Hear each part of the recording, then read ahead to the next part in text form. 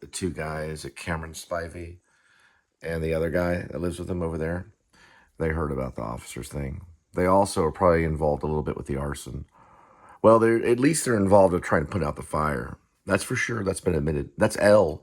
If you listen, sorry, I gotta put these things on. If you listen to my vlogs, L was an eyewitness. That was a dude that lived over there with Cameron Spivey. That's not my cousin Cameron Spivey. I'm Cole Spivey.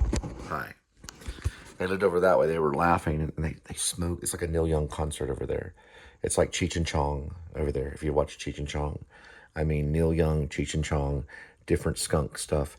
It's all over that area, right over there. And I know that there's arson. If you go right over there and walk down that way, 1, 2, 3, 4 units, and look over there, you can see the burnt roof. That's how close it was to killing Kitty. Where's Kitty? We're gonna find out Kitty. We're having a weird vlog today. It's a very weird, my foot is coming and going. Kitty's hiding. Kitty got baptized today. Kitty, it's your third baptism. He was trying to be Beethoven. There we are. Were you trying to be Beethoven? Here, let everybody see it. He was trying to be Beethoven. When he tries to be Beethoven, we get Gary Oldman, don't we, Kitty? The computer was over here, not over there, where I could see it. It's exporting right now, you can say. We'll make sure. Okay. Watch out, Kitty. Kitty's part of it. We're going to win an Oscar for a documentary about me and my kitty. It's exporting. And it's going to be when my Uncle John is going to be put on hospice. My father will be put on hospice soon. But we will not be accepting the Oscar until Uncle John is on hospice. That's going to be some time. The reason I know this is because Stephen Patrick Morrissey, came out with an album called Kill Uncle. He was talking about my Uncle John. That I would never, ever in a million years be famous until my Uncle John was gone. Gone from this planet. Because my Uncle John wanted to be a filmmaker. It's a true story. It's a true story. I was a little boy, about this, it's probably about that tall, and I would play the piano at Mimar's house. That was my grandma. Mildred Marie Spivey, or Marie Mildred Spivey. John Spivey would know. He knows a lot about heritage. John came in one time and sat down. I was at Glenview Baptist. Probably the first year. My first year at Glenview Baptist would mean I was in a first grader or a second grader. And I watched John. And I'm going to tell you what John did. I'm going to show you. It's better if I show you rather than tell you. This is kind of show and tell. But let me go over this way. We got a really good book, and I'm going to show you how I know that John wanted to be a filmmaker. Let's look at this book. There's Clerks, Kevin Smith, Clerks. It's actually been manipulated quite a bit. This is the only book that's been manipulated by Linda. One of the only books, and he suffered sexual harassment. Kevin Smith did. He wrote Clerks. We're going to find a book to experiment with. It's going to be a dictionary. A very important one. Watch Gravity. Gravity will kill all of you. It's an English dictionary. Now, we're going to aim it right about here. About like that. For now. We're going to turn the light on. We don't use a lot of light. We're going to use the light here, and we're going to not annoy you by turning the fan off. Listen, I know you're annoyed, but I want to get through this. So Uncle John sat down. I was right over there. Took out a book. He took a pen. It was not like this pen. It was different. He worked in a movie theater. It was like a AMC movie theater. It was probably something different. It was like AMC. And I was sitting by the piano, and Mimar was probably doing the dishes or working in the yard. John took the book. He did this, but he didn't have glasses at the time. He was probably around college level, maybe graduating high school.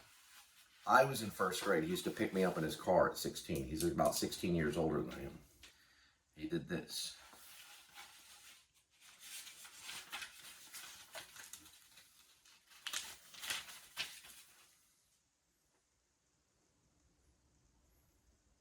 And I watched him the entire time.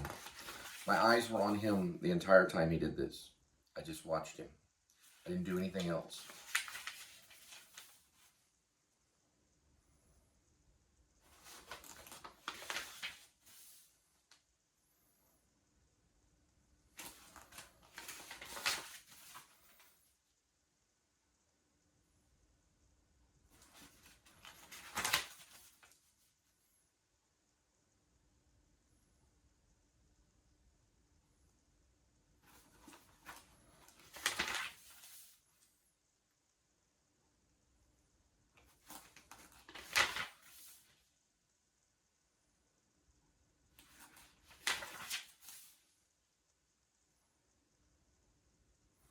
Uncle John was in business. His son, Cameron Spivey, not over there, but another Cameron Spivey, is a school teacher and was rumored to be a homosexual. I don't know if he is or not, but Cameron used to do plays at church. He did Bye Bye Birdie. That's what Mimar told me. Now he's a school teacher. If you look right up there, right here, you're going to see a degree that's shining because of light. But it says Bachelor of Arts. If you look at the shiny light, you'll see my name. It's from the University of North Texas. There's the signatures. This states some stuff right here. Can you see it? You can't really see it though because of the light. The light's shiny. Filmmaking is all about light. Now look, watch. Now we can read. Do you see what that says? That's my name. When we change angle, David Lynch teaches us. This is a raw footage upload.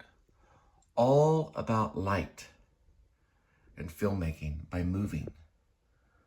We can move and get the right angle because the light has to be right for it to work.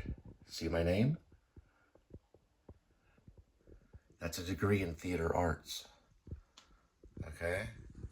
It doesn't really matter the degree with an actor. You can have a degree in anything. We're going to focus this and we're going to show what my uncle did. Now, I will not be famous until my uncle is on hospice. And I'm going to bring the Oscar to him while he's on hospice because he'll have to stop eating. He likes to eat a whole lot. He's a biker. He likes to bicycle. Okay? My dad will be put on hospice soon and will meet his last days. When you're on hospice, it means that you no longer eat. And sometimes people are on hospice for years because I've delivered hospice drugs before. This will be a raw footage upload. And he sat there the entire time. Now, my Uncle John liked Steve Martin. I love Steve Martin. He loves Steve Martin. And he liked a movie called Dead Men Don't Wear Plaid. It's a black and white comedy with Steve Martin.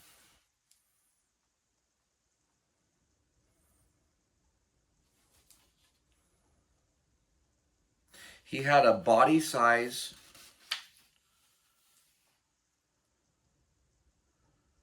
cardboard cutout of Steve Martin in a noir background. Noir is spelled N-O-I-R or N-I-O-R or both. I think it's N-O-I-R. I'll look it up after this. Noir is a style of filmmaking. The cops are always involved in noir. Always. Yep. And forever. The police will always be involved. I like Chinatown. That's a Roman Polanski film with Jack Nicholson. He has a cut right here on his nose. His nose gets cut by Roman Polanski, who plays a character in it, because he's doing an investigation on water. There's corruption in the water department in Los Angeles. And he starts doing research on it. And a gangster, sophisticated gangster, realizes that he's a PI. A PI is two things. PI is a public intoxication, not that, or a private investigator. Can you see me? Hang on a minute. Okay. A private investigator. Jack Nicholson plays him. I don't know the character's name. It's probably Jake, but it probably isn't. They did a sequel called Jake. We'll find out his name. But at the end of the movie, all this stuff happens. And an officer cop-like character, probably more like a gangster, tells him, don't worry about it. It's Chinatown. That's just what it is. Roman Polanski was tortured by the Nazis. He was used as target practice because the Nazis would go up to a Jew and they'd do anything they wanted to. If it was a Jewish woman, they could deflower her if she was a teenager. But Roman Polanski was actually used for target practice. So they set him up, they put things in his hands or around his shoulder or whatever they did, and they shot things out of his hands from a distance. And if they hit Roman Polanski would never have made Chinatown. And Sharon Tate would be alive and well. You see how life works? But Roman Polanski made Chinatown. And Sharon Tate was stabbed several times in her stomach while she was pregnant by people that entered her home, just like cops, just like the police, and said, we're here to do the devil's work. What is the devil's work? We're going to learn about this today. What is the devil's work? When you have true legal power, Once Upon a Time in Hollywood is all about legality. The whole thing, from when it starts to when it ends, all of it is about legality. I don't care what Quentin Tarantino says. All his films are about legality. Quentin Tarantino writes about legality. Reservoir Dogs, we're dealing with many aspects of legality. The diamond itself represents legality. Why? Because the diamond itself can be produced into what's called legal tender, which he writes about in Reservoir Dogs.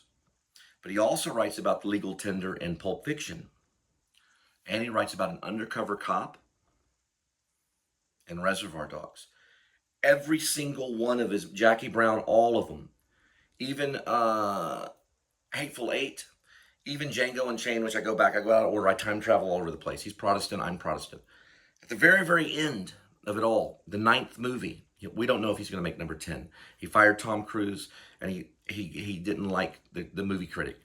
So listen, in number 9, which is Once Upon a Time in Hollywood, it's all about legality.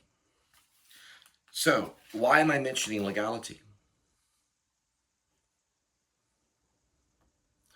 What is legality? Legality is a form of judgment. It is a form of justice. So if you're very poor and you receive a lot of money,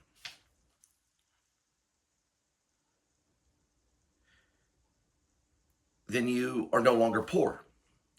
So if you're very, very poor, then there's an opposite of poverty, which is wealth.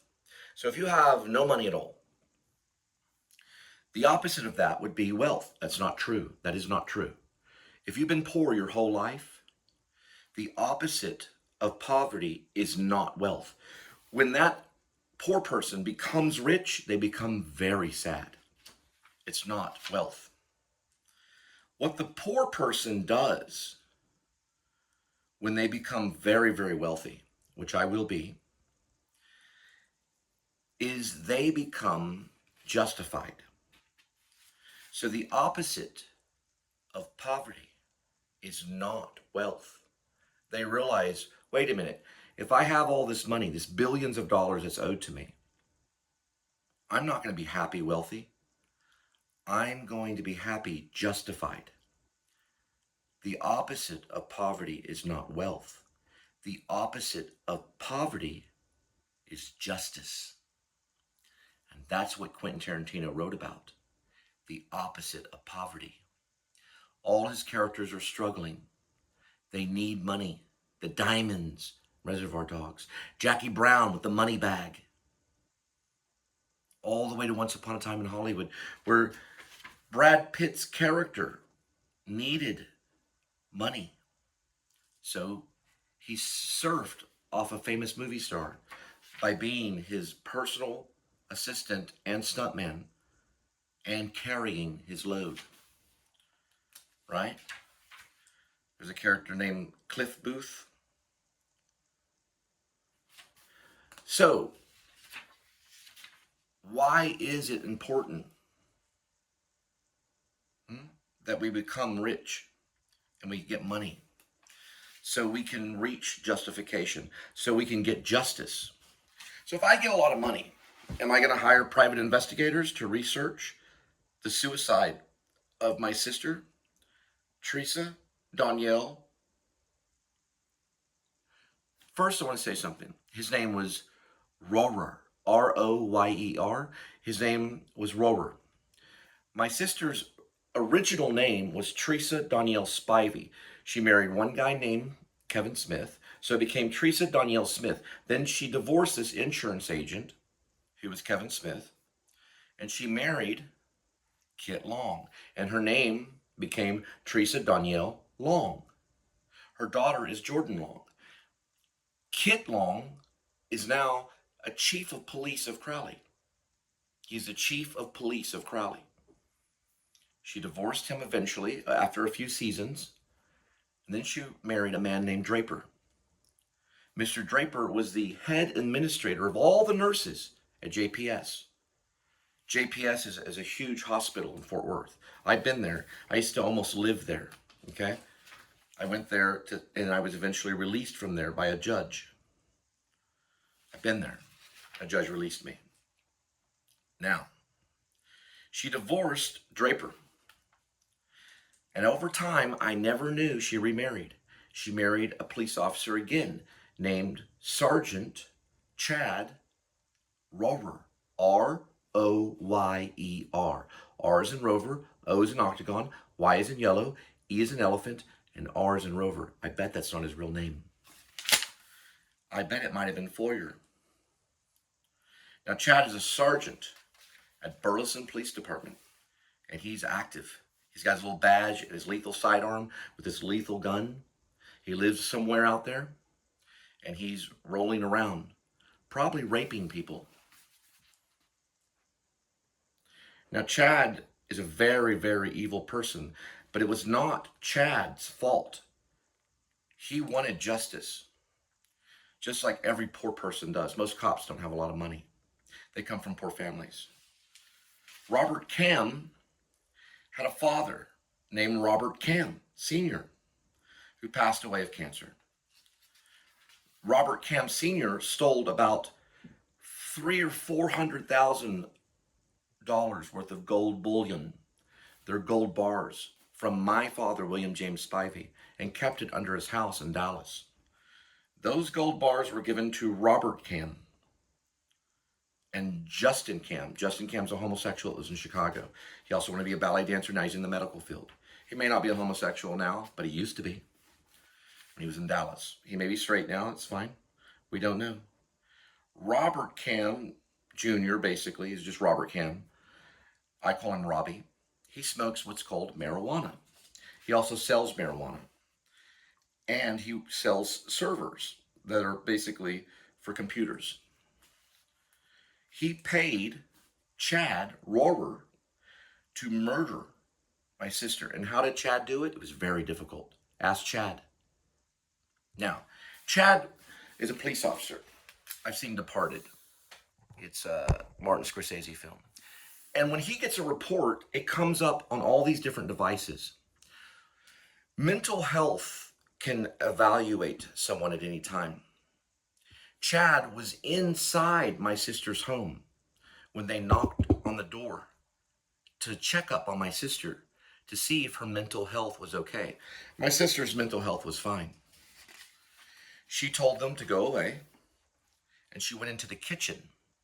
Now, she may not have went into the kitchen because I didn't see it. She could have gone in the living room. She could have gone in the bedroom. But I'll tell you what Chad did. My sister was standing there. He did either two different things, okay? They got in an argument. My sister grabbed a gun because she was that way. My sister one time threw bullets at me when Kevin Smith and her were fighting over the kids, and the bullets bounced off my back. So she threw the bullets at my back one time. So she handled guns before. This is before she met any of the cops. She grabbed a gun, and she's probably said it to him and said, "Don't you ever try to do that to me again." Chad went around her, grabbed the gun, put it to her head, and blew her head off. That was one possible option, okay? Which looked like a suicide. He dropped the gun, went out the back door, bypassing ADT, bypassing the computer systems, probably putting in fake feed. You know what fake feed is? It's when you have a long feed of stream. I deal with digital film every day. It's when you have a long stretch of digital film that's blank, and it can be placed into right there. I used to work for ADT, okay?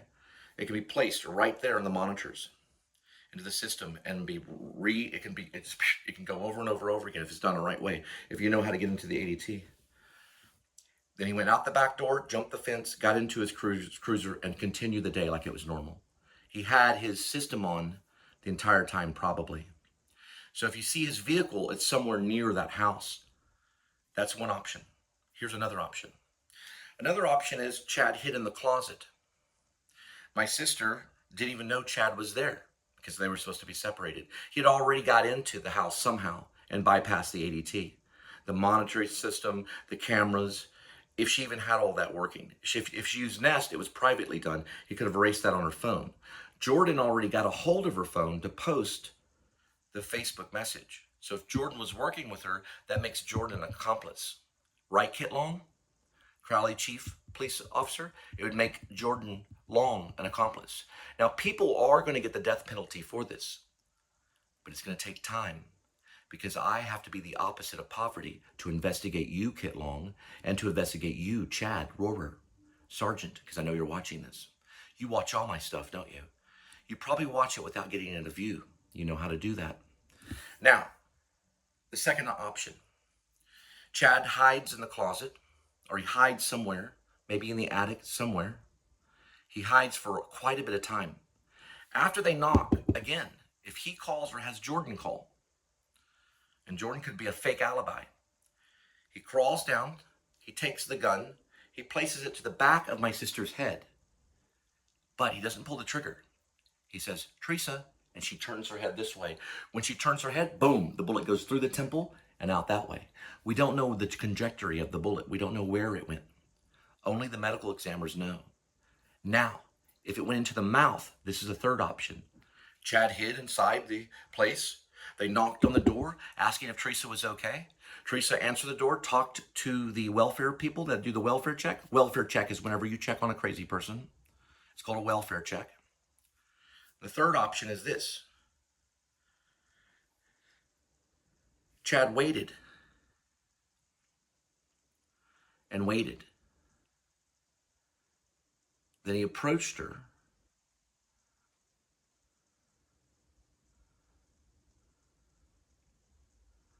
And he waited.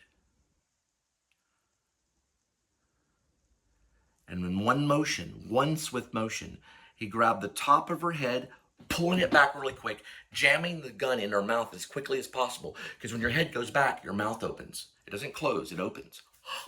And the gun went in her mouth and boom, in one motion. It's always done in one motion with the Jewish people. We're having trouble in Israel right now. When you cut the throat of a hog, you do it in one motion. Right? And they will choke the hog or slice its throat, but they do it in one motion. So in one motion, boom, it's that quick. The bullet went through her mouth and out her head. Somewhere the conjecture of the three are correct if it was done with a gun. Now, we'll do another show if it was done with medicine. Or if she was poisoned over time, or if Chad sat down with her, the fourth option. Chad sat down with her and said, "Teresa, you can help your brother, or you can help your mom, or you can help these people. All you have to do is in your life. Here's the gun. And he could have had a contract with the cartel or the mafia because my sister could have been selling drugs. Now, I know Robert Cam sells drugs. And if Robert was involved in this, then major money was exchanged, probably through Bitcoin. So watch Chad Rohrer and see if he goes get Bitcoin and see if he runs off. We are going to investigate this murder for a very long time. It's happened to other famous actors. I believe Frasier. It happened to the guy in Frasier. He was named something Grammer, okay? Probably whatever Grammer. Starts with a K. Kessler Grammer. Whatever his name was. His sister was murdered. So it's happened before. We don't know exactly how she was murdered. But he was in the movie, or he was in the TV show Frasier. You know his name. I don't know it. But his last name is Grammer, for sure. Because grammar means anything. See, grammar means everything in an investigation, the English language. But the English language is no longer really used in America. We don't use it anymore. Not the English language. We use the American language, which you can also speak non-regional, which I speak. But we use a combination of Ebonics, and we use a combination of just Americanized words. In English language, it's colloquial, it's different. The English have to interpret it. We don't speak exactly like an Englishman, but we still have Inspector calls. Now, somewhere in the mix, she was murdered. She did not kill herself. So we can also study the note that she left. Did she leave a note? We have to carefully examine what happened to Teresa, Danielle, Rohrer. And the people we're investigating are Chad, her husband, Kit Long, one of her ex-husbands, Kevin Smith, one of her first husbands, and Mr. Draper, whatever his first name is, and Robert Cam, who communicated with her and knew her friends like Medora, right? But he lived in Olympia, who has drug charges. And Justin Cam, who's in Chicago or somewhere in that nature, who was once a homosexual, probably straight now. He probably went straight. We don't know. But someone killed her, and we're going to find out. Now, we're also going to look at Robert Bosquez, who's a playwright who knows me, that knows that my sister was an asset. We're also going to study Dustin English, who knows Linda, right? My supposed common law. We're going to study Dustin English, who knows that if he knocked off my sister, because that anonymous person that bailed me out when I was in jail in Keller, it was not Bradley Cooper, who was also going to be investigated. Bradley Cooper knows who I am. A lot of people are going to be investigated. Now, I am going to reach the opposite of poverty. And one way or another, people are going to be drawn into court. And I will seek justice on the murder of my sister. For I am poor now, but soon to be rich. There are 4 things about the New Liberty Party who I represent. We came to this country for faith. Okay? We found hope. We know love conquers all. And we're going to move into a charitable nation because we're going to get rid of the corrupt. And we're going to learn to be charitable. Those police officers that talked to me today by the Trinity River were not charitable.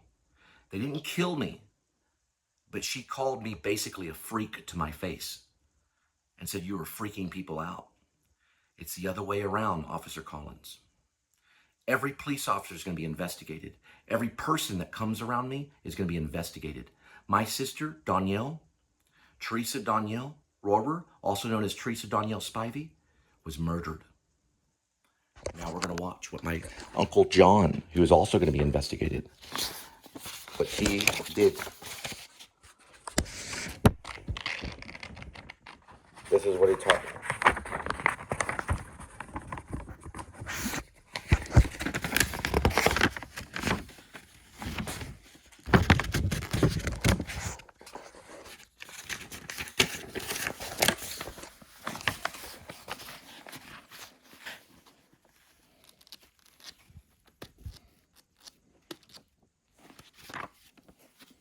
He taught me film by doing this in front of me. A way of communicating an idea. Now, what did he do? Because we're not done yet with this raw footage upload. He continued, because he could think. He was thinking about his life before, what he was going to do with his life. He met Carla. Now, I got to tell you some stuff. John smokes marijuana. He's part of what's called a third party.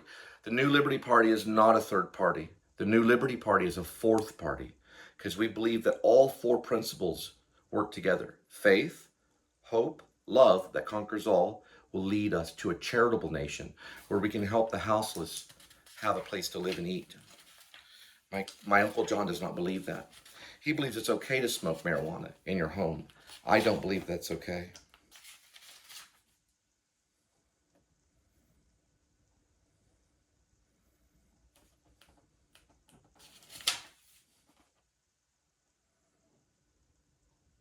My Uncle John's a genius. Could he have killed Teresa? Now, we're going to investigate also thoughts. People that thought about murdering her. Then we're going to move forward. And why would they murder her? Teresa was an asset to my life. She was an asset. She bailed me out of jail. She told me that God did not want me there. Robert Cam wrote a short film in high school that resembled me going to jail. And he got to talk to some police officers, and they let him go into jail so that he could videotape it. That movie was about me. My cousin Robbie Cam and I, Robert Cam, who calls me stupid, but Robert Cam and I, we made movies together when we were young.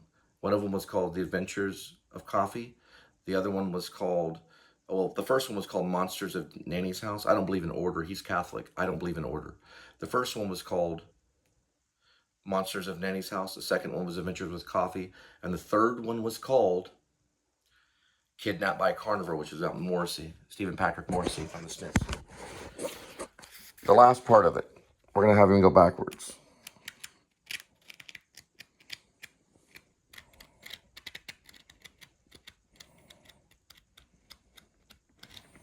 Then we're going to have him go forward. What do Americans hate more than anything? An American hates a mistake. That's right. What do the Europeans love? The Europeans love mistakes. That's right. Let's watch the mistake and analyze it. It's very quick. Life is very quick. So we're going to watch it again. Life is very quick. So let's watch the mistakes, John Spivey. It's going to happen when you're in hospice, John Spivey. I'm going to bring an Oscar to your hospice room, and Cameron Spivey is going to be there, and we're going to talk about the movie that I made that won an Oscar. I may have already made it. Then watch this, the loop. Remember the loop? And then it goes away.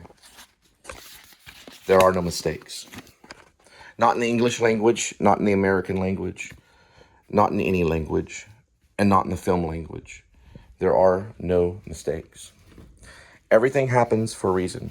I ran into the two officers along the river today, Trinity River, on purpose. And they were witnesses to everything. They were pretty nice. They just wanted to know why I was taking photos. The reason I was taking photos is because I was investigating. This song is about to be uploaded.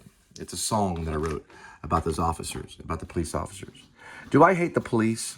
I don't want the corrupt police to exist. I don't want them to be able to kill people. Is Chad Royer a corrupt police officer? Never met the man. I did meet him once, though. I met him off of West Magnolia by Benito's. Benito's Mexican restaurant. They will change that name of that restaurant. It's also, there was a record store over there called Panther Pavilion Record Store. They sell albums. They'll change the name of that. It's also right there off West Magnolia, which they'll probably change the name of West Magnolia too. I met my sister and Chad by accident. I was vlogging over there and walked up to my sister and saw them together. Chad acts effeminate, like a metro. He doesn't act like a straight man. I'm almost 100% Chad murdered her in some way or another, and that's going to be investigated. Y'all can watch my song.